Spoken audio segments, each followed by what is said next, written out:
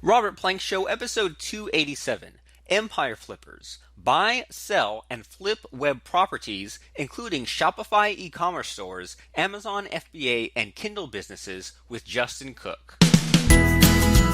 Hi everyone, and welcome back to the show. Our guest today is Justin Cooke, and he's going to tell us lots of cool stuff. So Mr. Justin, how are things today? Good, Robert. Thanks for having me on the show, man. Appreciate it. Awesome. I appreciate you. So can you tell us who you are and what you do and what makes you stand out? Yeah, so my name's Justin Cooke. I'm partnered at a company called Empire Flippers. That's empireflippers.com, and we help others buy and sell online businesses. So we act as a broker of sorts. We run a marketplace to connect people that are looking to sell their business or people that are looking to potentially buy businesses as well. Awesome. And so when we say businesses, are you talking about like just websites or like businesses of all kinds? Online businesses at all. I mean, they have to be profitable. They have to be making money, but they can be relatively small. We'll take, for example, on the low end, a $20,000 Amazon affiliate site that's making, let's say, $800 a month, $1,000 a month, all the way up to larger, full-on e-commerce businesses. We've sold Kindle ebook businesses. So as long as it's an online business, doesn't have any like local requirements or restraints, and it's profitable, we can help sell it. Awesome, and it sounds like from you sort of listing that there's a bunch of like diverse types of businesses and websites and stuff like that. Like you said, like some are Kindle books, some are affiliate stores. So is that right? Are there just like all kinds of just a diverse sort of set of like different sorts of websites you help people flip? Yeah, there are. We see more of certain types of businesses. So we see a lot of Amazon affiliate or Amazon associate businesses. Lately, we've been seeing a lot of FBA businesses. People selling e-commerce goods through Amazon directly, selling on their platform. We sell quite a few e-commerce businesses. We sell less SaaS. We sell less Kindle. But we've had some interesting ones. Kindle. We've had a Amazon merch account and business sold through us, and some service-based businesses too. So people that provide a service, let's say like a WP Curve type business, is sellable through us as well. Awesome. So, I mean, so I'm sort of, as we're talking, I'm sort of looking around at the different, like the directory and the different categories. And so I'm sort of curious. I mean, when you see all these businesses like get sold and stuff, and, and maybe some like sit for a while, maybe some don't sell for a high price. Like, is there a secret, or are there a set of must-have components for someone to flip a site and have it, have that transaction go well? Yeah, so a lot of times sellers, ask, they say, well, I'd like to have an idea on what my business is worth. And, it varies because there are a lot of different variables that go into how much a business is worth. But the main variable, the main one to look at is a multiple of net profit. So let's say, for example, you have a business kicking out $5,000 a month in net profit. Maybe it does $20,000 a month in sales. You've got a 25% margin. It's doing on average $5,000 a month. So you're typically going to get a monthly multiple, somewhere between 20 to 30 times monthly net profit, right? So you're going to get somewhere between $100,000 and $150,000. Now, that's a pretty big range. So you're like, am I getting 100 or am I getting 150? That's, I'd like to know a little more specific than that. So we actually created a tool. It's called a valuation tool that looks at some of the details and will give you a much better estimate. So it'll give you a range of more like, let's say 26 to 30 or 28 to 32, depending on where you fall. Now, the variables that go into that are, they kind of cover risk for the buyer, right? So if you've got a business that's only a year and a half old, maybe you have less products that are being sold, maybe you have limited traffic channels, ways people are finding the business, that business is going to sell for a lower multiple than one that's, let's say, 3.5 years old. It's got a great trajectory. It's got multiple product lines. You've got multiple channels for sourcing new customers. It's less personality driven. It'll sell for the upper end of that range. So basically, if you think about your business from a buyer's perspective and try to look at risk, the riskier factors are going to lower the multiple.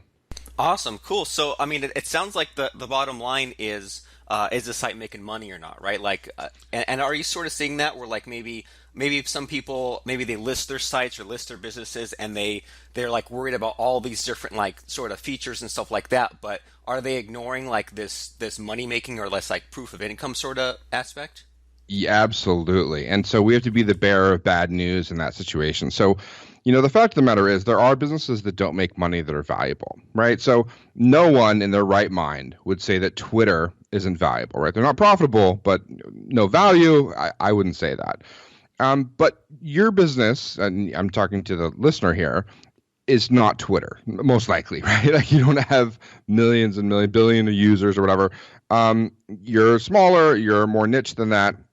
And the truth is, at the smaller end, smaller than, let's say, $1 billion valuation, people are looking at multiples of profit. And so your business has to be making money. Now, this is bad news for some, entrepreneurs or some potential sellers that say, look, I spent $300,000 in developing this app or this, web app or this business or whatever.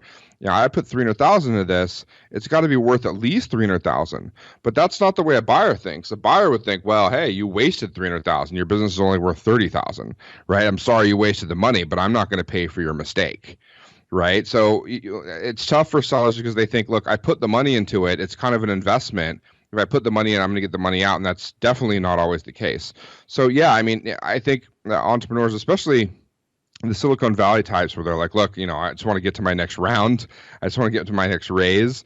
And they don't think about the profit their business is kicking out. If they're not going to be that unicorn, if they're not going to be that $1 billion+ company, then they're going to need to start turning a profit at some point. And when they start turning that profit, that's when they actually start to have value in the marketplace. That's when buyers would actually be interested in potentially purchasing the business.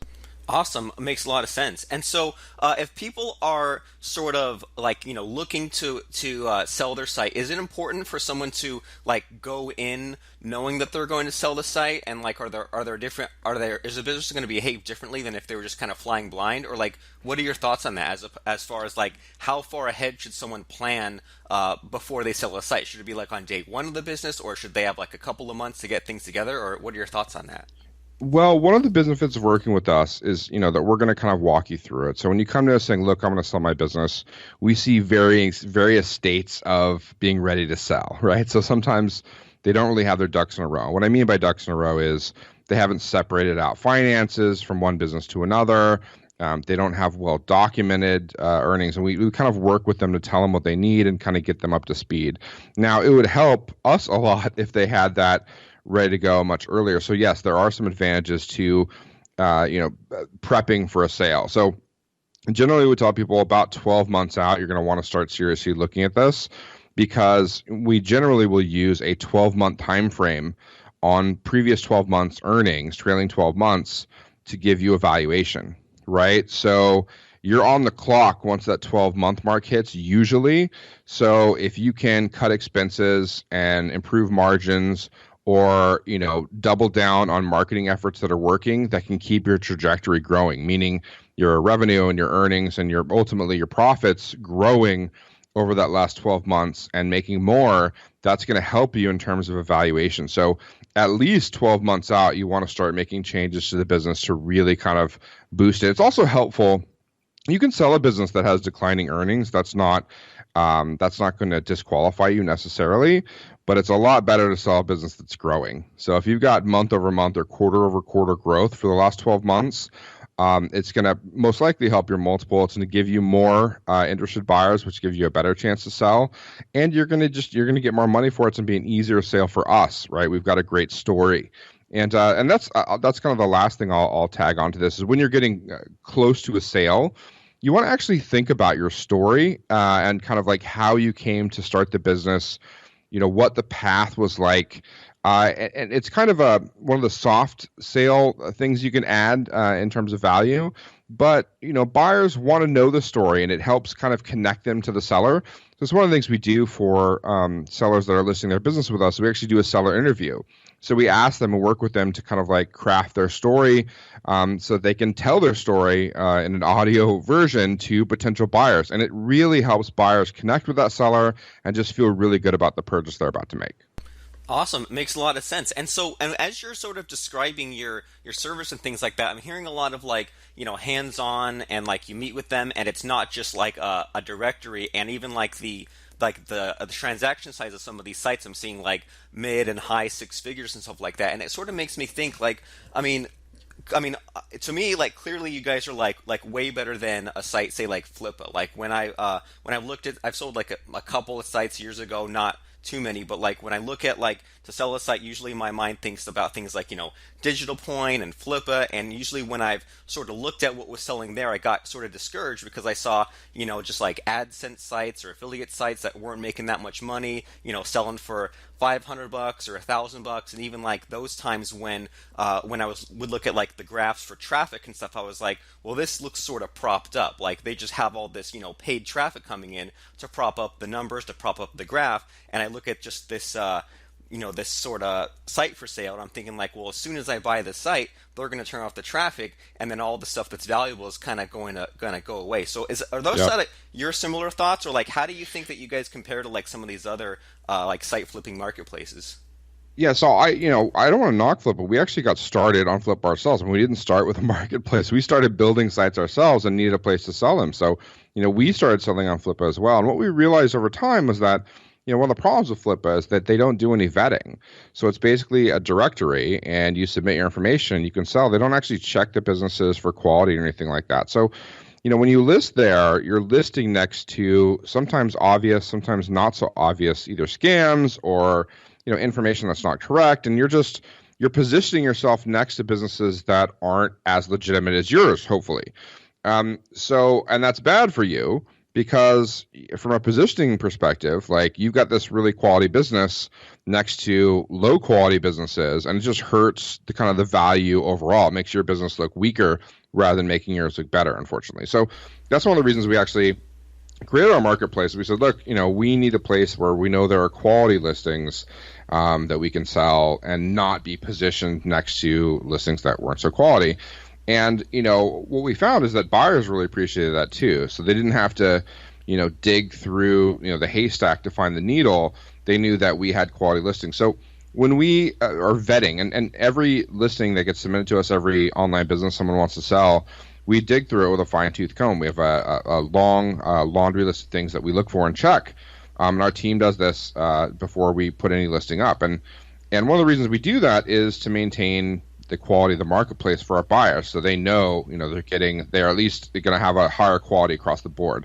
Now, with all that vetting that we do, we look for earnings. We look to verify the earnings are legitimate. We look to verify the traffic they're claiming is not bot traffic, for example. By bot, I mean BOT, not BOUGHT. It's not, robots coming to the site and things like that. But that's not due diligence. So I don't want to conflate the two. As a buyer, whenever you're doing due diligence, meaning you're going through the due diligence checklists and steps that you take to determine whether it's a good purchase for you, you can never trust a marketplace or a broker, right? We ultimately are working on the seller's behalf, so every buyer has to do their own due diligence. Now, we just give them a much cleaner marketplace to search through, which saves them a lot of time and hassle of, digging through duds. Awesome, and that makes perfect sense to me. And as you were explaining that, it sort of made me the analogy in my head that I was drawing is sort of like, if you're buying a house, what would you do? You'd like go to a realtor and stuff like that, as opposed to like if you went on Craigslist and saw all the houses for sale, you're like, well, this is kind of fishy. And like you said, you'd have to do a lot of digging to narrow down that sort of 10%. And even if you were buying a house through a realtor, you'd still sort of do your own due diligence and like sort of figure out like, I like this, I don't like that. So that makes a lot of sense. And so I'm really it's also like selling a house too. Like if you had the option of determining the neighborhood where you were selling, right? So if I could, pick up my house and plop it down in any neighborhood, would I go to kind of the poor, dilapidated neighborhood, or would I go to the, high class, expensive properties? I mean, that's generally going to fetch you a higher price, and that's what you have the option to do when you're selling your business. Awesome. Cool. Well, cool. And so, this is all good stuff so far and lots of cool details. And I'm really curious if you have like a story or a case study handy. I'm really sort of curious about like the start to finish process. And so do you have something like that where like a client came to you and said, well, here's my website, and you kind of took them through the process and did the vetting and the research and the listing and found a buyer and all that stuff? We have a few businesses that have been listed with us, for let's say like low five figures, end up selling the business. And we've been doing this years now. And a couple of years later, they come back and sell with us for 30% more, 50% more, even double. We talked to a guy recently. I don't have the details exactly right. So I think it was like a mid five figure business, maybe sold. It's like a $40,000, $50,000 business. It was a drop shipping business. and that was like a year and a half ago, and it was doing, yeah, like maybe $2,000 to $3,000 a month in profit, and it's now up to doing about $100,000 a month in sales. I believe it's sales, not profit, but still, I think maybe like 20 or $30,000 in sales. So he 10x'd it in, I don't know, less than 2 years, which is pretty amazing. Now, I don't want to leave everyone with the impression that that's the norm, right? So I don't want to say that, you buy a site that you're likely to 10x it. That's not the case. I'd say that's a, outrageous example. But yeah, so we do have stories like that. We also have stories where people have bought sites and they continue to decline. They were neglected, or, there's a problem in the market. Maybe their niche wasn't as interesting anymore, and so it went down. They made less money. So they're pretty risky investments, but with that risk comes like large potential rewards as well. So yes, you could lose 50, 60% of the earnings inside of 12 months. You could also triple, quadruple, even 10x the business inside of 24 months. So it goes both ways. And so, sort of along those lines of, sometime, I mean, it's never guaranteed. Sometimes people buy websites and they kind of, decline or go into the ground. Are there things that could be done to prevent that? Like, should buyers of a new site, like have like a coach to help them out, or should they be focused on traffic, or should they be looking at these online properties that sort of have some kind of untapped potential they can put into it, or like, how do buyers of these sites prevent repeating some of these horror stories that happen? Well, one of the things I think that helps is, not buying blind. So if you're like, look, because we get this a lot, we get like a manager or an exec that's, sick of the cubicle or the office, and they're like, or they see pictures of people in Bali or Thailand. They're like, yeah, I want to do that. How do I like? I want to buy a business and go do that, but they have zero online experience. They don't know how to get traffic. They don't know how to operate a WordPress site. They have like absolutely zero skills. And that's not the best position to be in when you're buying a business. So for those people, I'll generally recommend, we have courses we can recommend to them. They can, go take the course, or, test it out themselves, like set up a domain, set up their hosting, put it on WordPress, and just kind of like fumble through it. That's another way to do it on the cheap. It might take a little longer, but you can get there as well. But you're going to have some skills at, setting up a site, at running a site on WordPress. Generally the sites are on WordPress, not always, but generally, and then adding content and driving traffic. Like if you have some skills in that area, you're going to be in much better shape for purchasing an online business. So those are kind of like the minimum requirements. And you can either buy like smaller business, so you buy like a $20,000 Amazon affiliate site and making $800 a month, and you kind of test through it with that one, and kind of like, it like to increase the learning curve. You really want to buy, an online business making 10, 15 grand a month, but you're like, look, I want to test through it first to get my skills up. And you can do that through like a smaller purchase and then make the larger purchase later.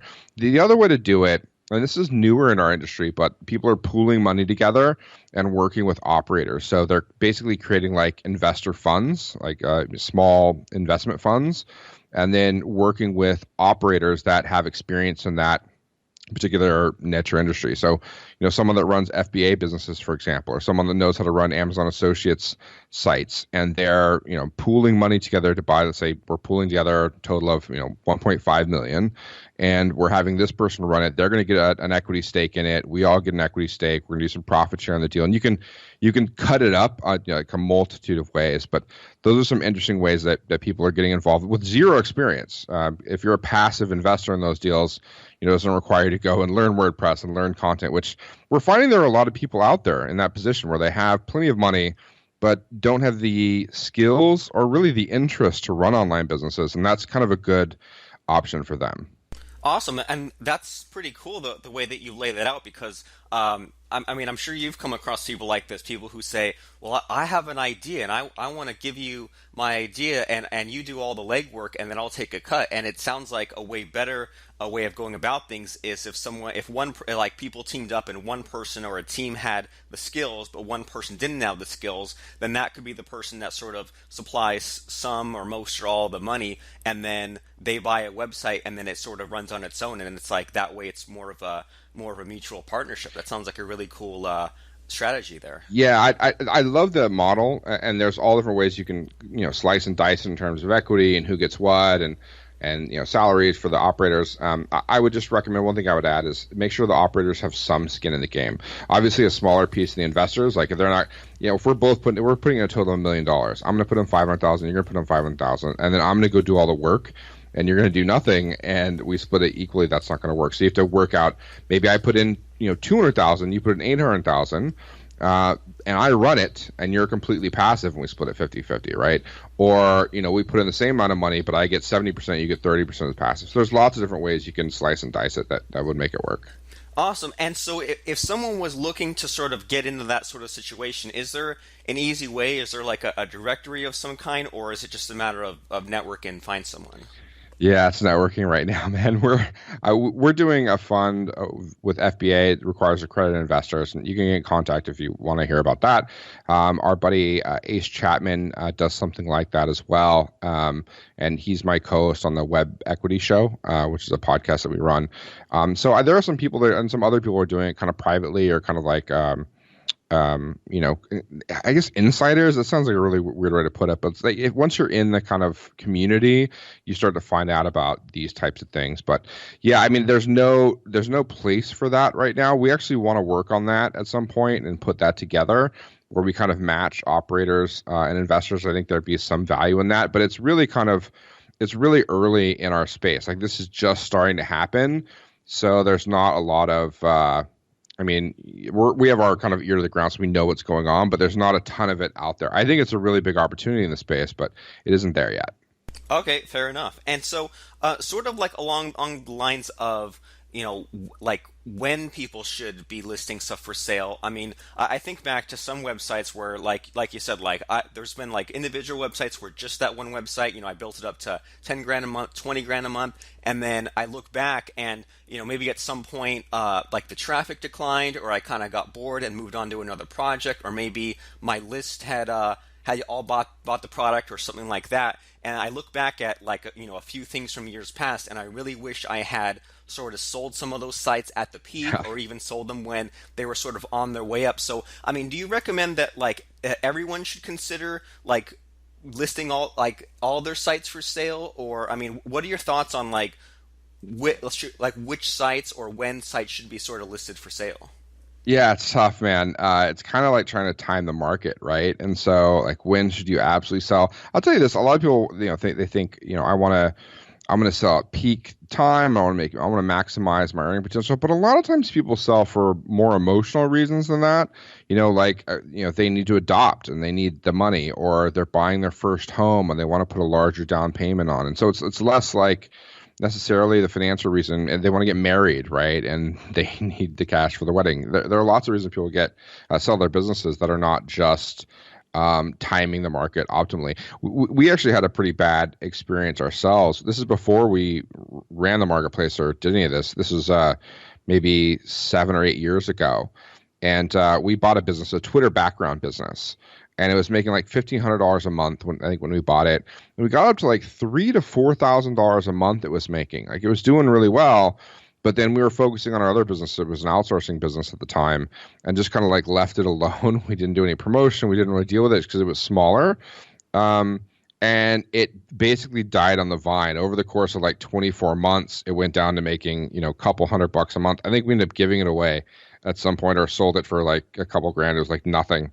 I think we made our money back on the deal. Like it made a profit, but at that point when it was making $3-4 grand a month, we could have, sold it for $70,000-$80,000 probably. So yeah, that was a tough one. I think if you get to the point where, you've got another business that's blowing up, which we see all the time, entrepreneurs are entrepreneurs. They're running 2, 3, 4 businesses at once, but if they've got one that's really taking off, and the other ones are turning a profit, they don't have that growth trajectory. They don't have that like huge opportunity.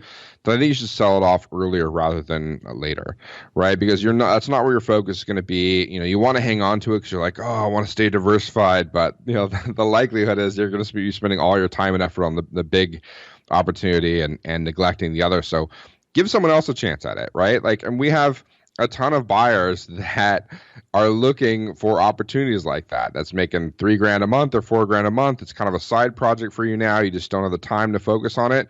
Let someone else make that their baby. Let them make it their own, so they can, move to Thailand or Bali, sit on the beach, and run their business on 15 hours a week or whatever. And there are definitely people looking to do that, and that's generally what we'd recommend. Now, in terms of selling, obviously, if your business is growing month over month very heavily, it's going to be tough sale because we try to base it on 12 months. Sometimes we'll go to 6 months if the business has really high growth, because the problem is what your business was doing 12 months ago, it was doing like a third of what it's doing today, so it just doesn't make as much sense. So maybe we'll use 6 months, but we really want the 12 months. So if it's growing super fast, you might be selling yourself short. You may want to hang on to it. If that is the one that's taking off, then hang on to it. If you've got 10% a month or 20% a month growth or more, you may want to chill out a bit until it starts to kind of level off, or you kind of run out of traffic channels to optimize, and you're like, okay, maybe now is a good time for me to get out, let someone else step in. Awesome. So it sort of sounds like a good course of action for people to take is to sort of take that inventory of the different websites, the different businesses they're running, and if there are any of those businesses that, number one, they is making money, but they're not really as excited about it as they once were, or is kind of running on its own, or if there's a new project that they should be focusing on. And number two, it also sounds like the optimal sort of graph in the traffic wise and money wise is if it's sort of like a flat 12 months, and if those things are the case, then people should definitely think about listing their site for sale. Is that about a good course of action for people? Yeah, slight growth is better than flat, so slight growth is good. If it's like super heavy growth over the last 3 6 months, you may want to hang on to it a little bit longer. Our minimums are pretty low, so in terms of like an Amazon or AdSense site, if it's making on average more than $500 a month in profit over the last 6 months, we can help you sell it. For e-commerce or service-based businesses, Kindle-based businesses, they're just a touch more complicated, so we require at least $1,000 a month in net profit over the last 6 months. So if you've got either of those, and it seems like a good fit for you, or it's not something you're focusing on right now, or you've got something else you want to be working on, that's something we could help you sell to one of our buyers for sure. Awesome. And so when people come to you, like, do you recommend that they have their business or their business like separated out as far as like different accounts? Because as you're explaining things like like they might sell the business and it contains an AdSense account or it contains a Kindle account. So I imagine that people need to have these things separated, because like clearly you can't transfer an AdSense account or transfer a Kindle account. Is that very important? It's ideal if they have it, because a lot of times, people will have multiple businesses in their Amazon Associates account or multiple sites, right? And so if they have it separated out, that's helpful. With a service-based businesses, say they have multiple service-based businesses, so they're taking payments for different businesses in the same account. We can still help you sell it. It's a bit more work on your part and ours, because we're going to have to go back through and separate all that out to sell it, so we can make the financials clear for a potential buyer. So if you haven't done that kind of leading up to the sale over the last year or so, then you're going to have to go back through and pull all those numbers out and make it legible for the sale so that it's transparent for both us and the buyers. But it's not something that you can't do. It's just kind of a pain in the butt, Right. Okay. So it's not the end of the world. Well, good to know. And then, so when people come to you as like a buyer or a seller or in any sort of capacity, like, is there something that you sort of wish they all would know going in before even coming to you? Well, yeah, the fact that, the money you put into the business isn't necessarily going to add to its value. So, it's kind of like the homeowner that puts in the $40,000 pool and they're like, oh, my house is definitely worth $40,000 or more. Well, no, maybe it hurts value, or maybe it only gives you $5,000 in value. And it's the same thing for online businesses, where if they put in a bunch of money into development and it didn't pan out. Let's say they put like $20,000 into a design project and they didn't actually use that design. Well, you're not getting that money back, right? Like it didn't, Right. it didn't, add to the value from a buyer's perspective. So, it's never going to happen. We're never going to, not everyone's going to know that before they come to us. So it just sucks that we have to be kind of the bad news bearers for that and share that with them. And like we try to soften the blow, but it can be a little rough. But aside from that, I would say when you come to us, and we have a team, right? We have some sales guys that work with us that can kind of walk you through if you're a buyer.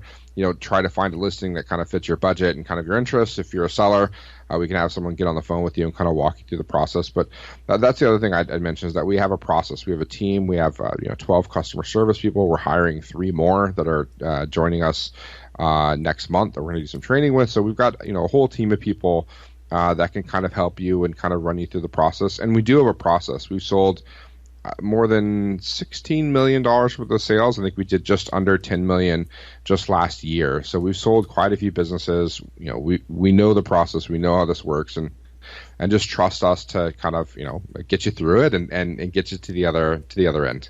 Awesome. And again, my mind keeps going back to the real estate analogy where, as you were sort of explaining, if someone has a site and they put a bunch of money into it, or like you said, like if they had a pool to the backyard, it's not necessarily going to add to the value, because I think we all have that relative or that friend or someone who buys a house and says, well, look, I repainted it, I added carpets. It's like, well, yeah, but if it's in a bad neighborhood, I mean, it's not gonna make much of a difference. But it sounds like a lot of people going in, and I think you mentioned this earlier, that it's helpful to sort of remove the emotion out of the equation. So they might have their ego tied to the website a little bit and come to you and sort of maybe not listen, or maybe get a little bit offended if you tell them it's not sellable as is right now, you have to take these steps, or that money that you put in is gone. So it sounds like if people are more sort of scientific about it and trust the process, they'll have a lot more success with this. Yeah, and that's one of the things we do too. Is we do, when you're selling your business,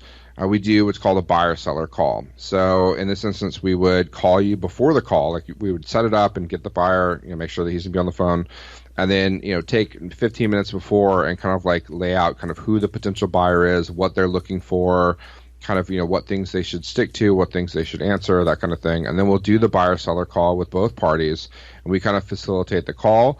And then we'll do an after action call with the seller as well to say, okay, here's what we should expect. Here's kind of what I heard in this. So they're not flying blind. Most people don't, especially if they're larger businesses, they don't sell a dozen of these, a month, right? It's like one sale maybe every 3 years, 5 years, or one sale ever. So because they don't do this, and we do it all the time, we figure, look, we can help take some of the emotion out of it by really kind of holding your hand and kind of guiding you through the process for both buyers and sellers. And so us being able to do that helps. Also, our kind of like valuation. So, we have a valuation tool, a valuation formula we use. And we use that because it helps to take the emotion out of it. Like, look, here's the formula that's being used. Here's why it's being used. And if buyers are going to make offers, they make it using that same formula. So they say, I think the profit should be this. We should, add backs, or, these expenses I think should be included in the business, and they have to make their argument inside of that framework. So, it's a neat trick I think we use with both buyers and sellers to keep the emotion out of it, and to really, make it a framework that both parties can kind of understand and negotiate through. Awesome. Well, a lot of this is making a lot of sense, and especially just all this stuff about like the process, and you take them through these steps. And because like when you buy a site or you sell a site, like you said, like we might have only done a few of these in our lifetime, or once only every few years. So it sounds like it really helps to have sort of that guiding hand, so that the buyer knows what they're doing, and all of the as much as the risk or the guesswork is removed. And same deal with the seller. And so we've gone like a little bit over time, but I have one last question for you, and that's how do you guys get paid? Like, is there like a percentage wise? Is it like a realtor? Like, what's your guys' cut? Yep. So we take a small piece on listing fees. So anyone that wants to list with us the first time, they pay a $297 fee. And then that's $97 on any future listings they list and sell with us. If we don't list, if it doesn't pass our vetting process or approval process, or for whatever reason they get towards the end of vetting, they don't want to list, we refund the listings fee. So we're not trying to keep it on people that we're not actually getting up and listed. And then in addition to that, we take 15% of the final sales price. So if we're listing it for $300,000, that'd be $45,000 to us. If we're listing it for $100,000, that's $15,000 to us. And the reason we justify those fees is because typically we're going to get you a larger multiple, a larger sales price than you would get on your own. And definitely you get through a marketplace like Flippa. So yes, 15% is aggressive, especially when you consider real estate. But if you also consider the fact that you might be getting an additional 20, 30, 40% to the value, it tends to make sense. Awesome. I mean, that definitely makes sense to me because I've heard some of those horror stories where like someone doesn't price it high enough or they price it some crazy amount and all they end up getting are just like the weirdo buyers who like, just want to lowball them. So that makes a lot of sense that you guys charge that cut, but you guys earn your cut. So I want to make sure that everyone knows about your website and everyone knows like where to go, what to do. So can you tell us about, I know you mentioned like the podcast and there's Empire Flippers itself. So can you tell us about like your websites and where people should go after listening to our talk today? Sure, Robert. Yeah, you can check us out at empireflippers.com. You can look at the marketplace there. If you're looking to sell your online business, there's a link there. You can check out. We also got a podcast called the Empire Podcast, the Empire Flippers Podcast on iTunes and YouTube as well. And then I've got another show that's kind of fun called the Web Equity Show. And season 2 was all about potentially buying a site. So it takes you, episode 1 through 10 takes you all the way through the exact process on buying an online business. And then season 3, which we're in right now, takes you all the way through the process of selling an online business. So start to finish, season 2 for buyers, season 3 for sellers. Awesome. That Web Equity Show, that's a separate podcast from Empire Flippers, right? Yep, that's one I do with another guy, another broker named Ace Chapman. And together we've done 7 figures worth of deals with him, with other investors he's brought to the table, him personally. So we've done a lot of business together, but we also were kind of in the industry. We know everyone and thought it'd be kind of a fun. He's more on the buy side and we're more on the sell side. So we thought it'd be kind of a fun podcast to do. Awesome. And where can people find that Web Equity Show? Webequityshow.com. It's also on iTunes, Stitcher, all the usual places. Awesome. Makes it super easy to find. So everyone who's listening, if you like what you hear, go to webequityshow.com and then also empireflippers.com, and that's where you can find the Empire Flippers podcast, the marketplace, all kinds of cool stuff. And this sort of idea of buying and selling sites, it really excites me because it sounds like a really great way to sort of shortcut the making money process, because we've sort of all been there where we had an idea, I had to flesh out the idea, make a website, get the traffic, build a list, do all that stuff, and maybe there's someone out there who has a successful business, but for whatever reason, maybe they're bored, or maybe they have to pay for a kid adoption or a wedding or whatever reason. There might be someone out there who is selling a pre-made site, and you can just shortcut 2, 3, 5 years or more of building up that site. And likewise, if you have a site that you're sort of bored with, or you want to make more money from it faster and just kind of sell it off and move on to the next thing, then selling a site is also a great way to do that. So everyone should go to empireflippers.com, and I want to thank you so much, Justin, for sharing lots of good business advice and turning us on to this whole new world of opportunities and sharing some do's and don'ts and case studies. Lots of fun stuff. So thanks for coming on. Awesome, Robert. Thanks for having me on, man. Subscribe to us right now while it's still fresh on your mind at robertplank.com/iTunes, or just search Robert Plank in your iTunes app.